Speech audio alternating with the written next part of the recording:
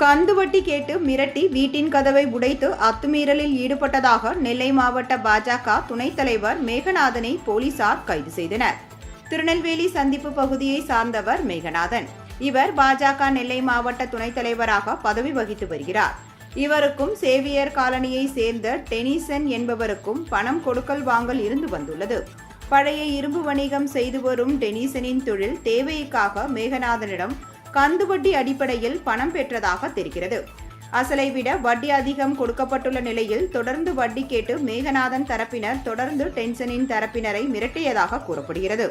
இது தொடர்பாக நெல்லை சந்திப்பு காவல் நிலையத்தில் அளிக்கப்பட்ட புகாரின் அடிப்படையில் நடைபெற்ற பேச்சுவார்த்தையில் டென்சனின் வீடு மேகநாதனுக்கு குத்தகைக்கு எழுதி கொடுக்கப்பட்டதாக தெரிகிறது.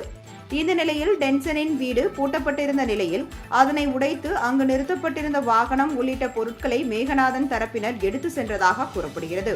இது தொடர்பாக டென்சனின் மனைவி பென்சி அளித்த புகாரின் பேரில் மேலப்பாளையம் போலீசார் வழக்கு பதிவு செய்து மேகநாதன் உள்ளிட்டோரை கைது செய்தனர். அவரை நீதிமன்ற நடுவர் முன்பு ஆஜர்படுத்துவதற்காக உடல் தகுதி சான்று பெற மேலப்பாளையம் அரசு மருத்துவமனைக்கு போலீசார் அழைத்து சென்றனர்.